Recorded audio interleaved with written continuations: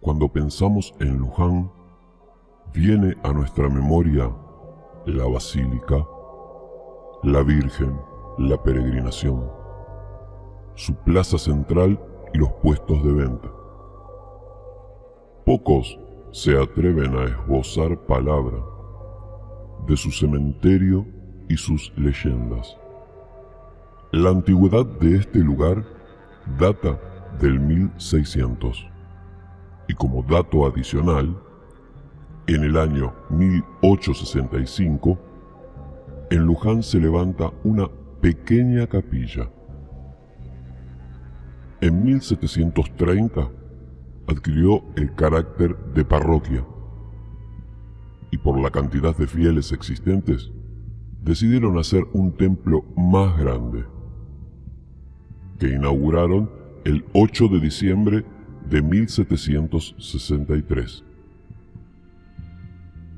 Pero en 1905 este santuario fue demolido, pues la basílica comenzaba a tomar forma. Pero hoy comenzaremos nuestro relato desde el año 1887, precisamente desde julio, a 2 meses del comienzo de la construcción de la basílica. Cuando por distintos motivos decidieron comenzar a construir unas catacumbas, en un principio estas iban a estar ubicadas en toda la superficie de la basílica. Así que cuando se diagramó en el suelo y marcaron con estacas las medidas de los planos, comenzaron con la excavación. Trabajaban varias docenas de hombres y totalmente a mano, un trabajo agotador para cualquiera. En esa época se trabajaba de sol a sol y a veces ni siquiera se almorzaba. Al principio todo marchaba perfecto, iban de acuerdo al plan. Pero a la profundidad de 8 metros, notaron que la tierra estaba demasiado húmeda, hasta mojada en algunos lugares. Ahí fue que se dieron cuenta de que el río Luján estaba filtrando agua hacia la construcción. Detuvieron enseguida la obra hasta poder decidir qué camino tomar frente a este pequeño desastre, que se agravaría si seguían como habían planeado. Además, los fondos se estaban agotando muy rápido. Por otro lado, uno de los hacendados más importantes del lugar estaba sufriendo de robos y amenazas. Todos sus parientes eran amenazados de muerte, por quienes querían, obviamente, el poder de la ciudad. En ese entonces era fácil amedrentar a las personas. En muchos casos, con solo unas palabras bien gritadas y un cuchillo en la mano, la gente cedía ante estos forajidos. Tal es así que a la familia de este hombre ya le habían asesinado a 3. Así que ya, sin saber qué hacer y con su fortuna en riesgo, decidió hablar con el sacerdote de la parroquia para que rece por él y su familia, pues no quería tener que marchar. El sacerdote prácticamente era amigo de todo el pueblo, pero no era tonto.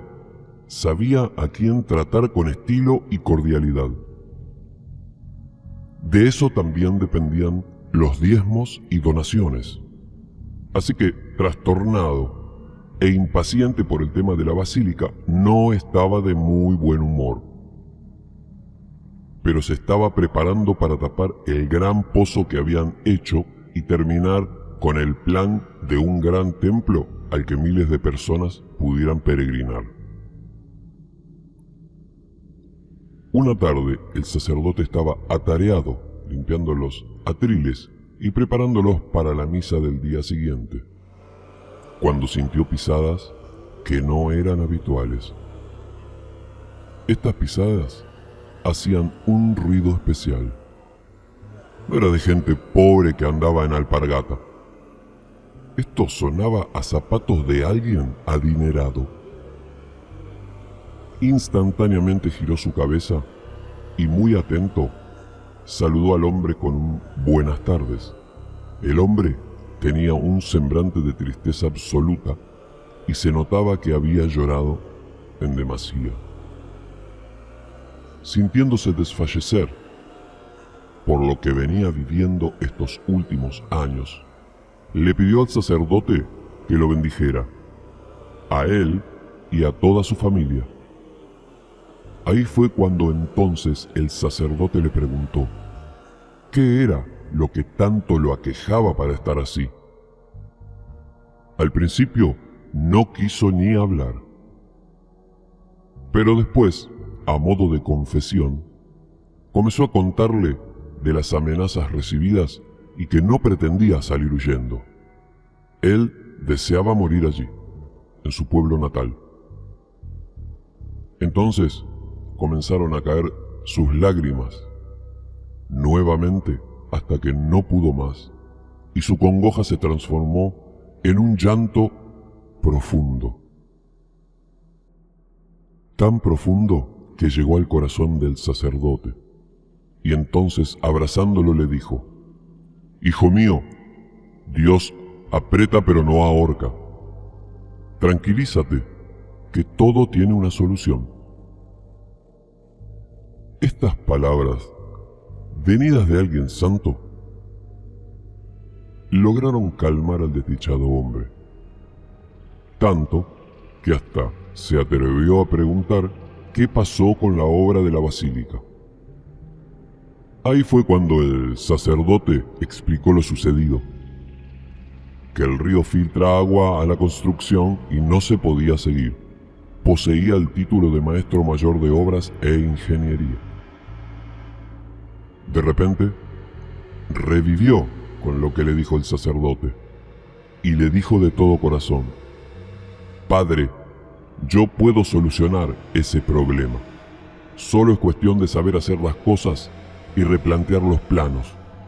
Déjeme hacerlo, y le aseguro que podría pasar un río por encima y no entraría una gota de agua». Claro, el padre, sorprendido, dijo: «¿De verdad? Pero hay algo más, hijo. Se nos han acabado los fondos de la iglesia para seguir con la obra. Por eso también decidimos suspenderla». A lo cual el hombre contestó: «La verdad, padre, que con sus palabras usted logró calmar mi ansiedad, y esta conversación despertó en mí las ganas de hacer una gran ofrenda a la iglesia. Así que yo le daré los recursos necesarios para terminar la basílica, y si usted me lo permite, gratuitamente dirigiré la obra personalmente. ¿Qué le parece?». El sacerdote casi se desmaya y exclamó: «Serás bendecido de por vida, hijo mío. Tú y tu familia serán recordados por esta acción por siempre. Dios salvará vuestras almas y los tendrá a su diestra por los siglos de los siglos». 2 días después, se tomaron obreros y nuevamente comenzó la obra. El problema que al comenzar con la construcción, el hombre estaba demasiado expuesto y las amenazas seguían, pero en demasía. Así que se presentaba por la noche y daba las indicaciones pertinentes. Pero una noche, en la parroquia y mirando los planos con el sacerdote, el padre le sugirió que no podría seguir así toda la vida, que debería escapar de ahí cuando todo empeore. En la última amenaza dijeron que matarían a sus hijos delante de él y su esposa, y luego violarían a su mujer y la matarían muy lentamente mientras él miraba, atado de pies y manos. A él lo matarían lentamente, haciéndolo desangrar. Una amenaza por demás atroz. Así que, de repente, al sacerdote se le ocurre una gran idea. Entonces dice: sabes que estamos construyendo las catacumbas, ¿verdad? Y que siendo tú ingeniero, podríamos hacer una variación. Sin planos a la vista, o sea, sin que nadie sepa. Un pasadizo que en caso de que tengas que huir, lo puedas hacer rápido y sin temor a ser alcanzado. El hombre frunció el ceño y dijo: pero padre, ¿no sería sacrilegio que utilizara la iglesia para mis fines? ¿O como un escudo para mi vida personal? Estás haciendo una obra de bien, hijo. ¿Cómo puedes pensar que Dios se ofendería? Mirando al sacerdote de reojo, dijo: pero, ¿cómo haríamos? ¿Hacia dónde dirigir el pasadizo? Como para que no logren alcanzarme en caso de que quieran asesinarme. El padre respondió: bueno, hijo, mira, contratamos 30 hombres, aparte de los que ya están, y los hacemos trabajar de noche. Mantenemos el inicio del túnel tapado de día y listo. Pero tengo algo más que se me ha ocurrido. Haremos el pasadizo por debajo del río y saldremos al cementerio. Allí a nadie se le ocurriría buscar. Mirando los planos, el hombre buscó el sitio perfecto por donde empezar y, señalándolo, aceptó el plan del sacerdote. Era arriesgado, pero sin explicar a los obreros el por qué hacia dónde iría ese túnel, les pagarían más por su reserva y silencio. El humor del hombre cambió totalmente, porque por fin, si algo sucedía, habría una salida, y porque sabía que por ese lugar podrían escapar de ser necesario. Así que, manos a la obra. Los obreros nocturnos trabajarían desde las 20 horas hasta las 5 de la mañana, lejos del horario de entrada o salida de los obreros diurnos. Cuando comenzaron a excavar, a los 2 días se encontraban en un charco de lodo imposible de vaciar. No daban abasto los baldes, y teniendo en cuenta la época, hay que aclarar nuevamente que todo se hacía a mano. Así que en poco tiempo comenzaron a poner los puntales de madera. Ahí se dieron cuenta de que tenían que bajar unos metros más para que el río no entrase de lleno e inundara el túnel. En un par de días ya encontraron la ruta adecuada y se encontraban prácticamente bajo el río. El ingeniero y el sacerdote se dieron un pequeño festín. A todo esto, lo que era la basílica en sí, su planta baja, ya estaba tomando forma, y aunque faltarían años para terminarla, tapaba perfectamente a la obra nocturna. Pasaron 2 meses del comienzo del túnel de escape, y en esos días había una amenaza de un gran temporal.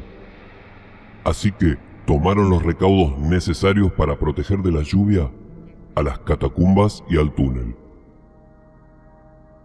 Una noche más o menos a eso de las 2 de la madrugada, se oyen gritos desde el extremo del lado del cementerio.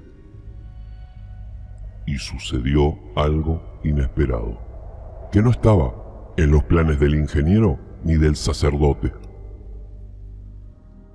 De donde venían los gritos, se sintió un estrepitoso estruendo, como de un derrumbe. ¿Cómo podía esto suceder si a cada paso que daban colocaban los puntales antiderrumbe? Efectivamente, ya la excavación había llegado al cementerio, pero no estaban en la ruta precisa que los llevaría a una cripta hecha especialmente para la huida. Estaban en el medio de los entierros.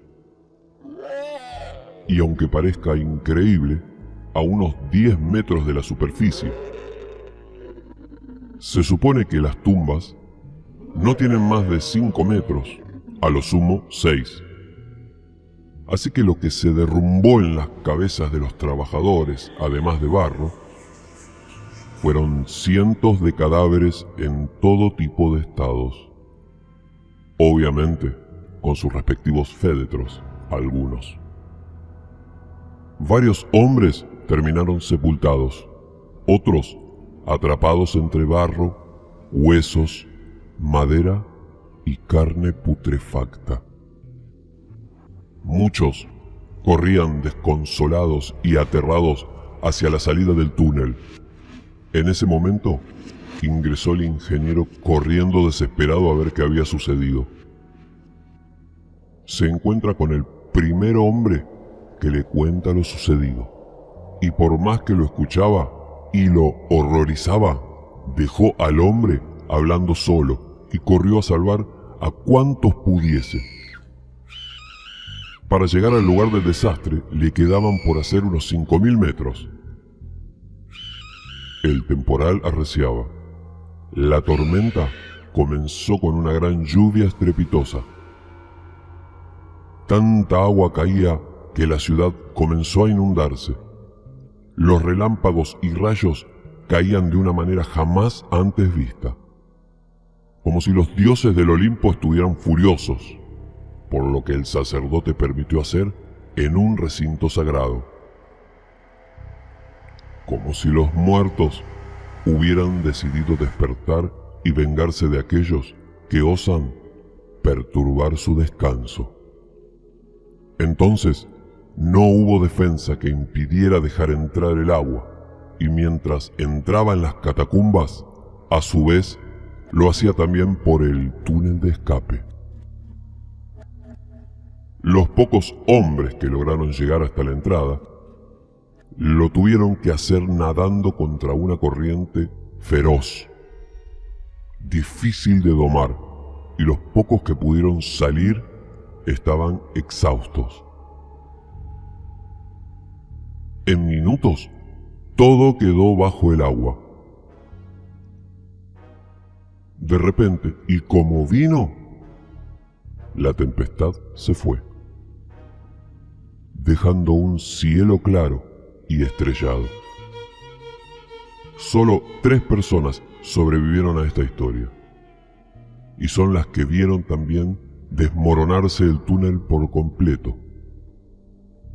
Estas 3 personas fueron urgentemente a la casa del sacerdote, ya que no vivía en su parroquia por los cambios realizados para construir su basílica. Al llegar le contaron lo sucedido y el cura párroco se arrodilló llorando para así pedir perdón y absolución para él y cada uno de los fallecidos. El potentado, el hombre, el ingeniero, también murió.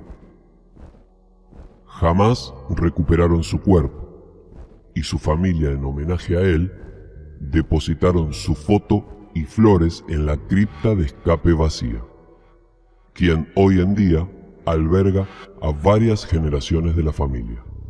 Nunca más fueron amenazados. Tristemente, este hombre no encontró la paz tras las amenazas que recibía, porque en su afán de querer ser libre de estas, se liberó, pero por medio de su trágica muerte.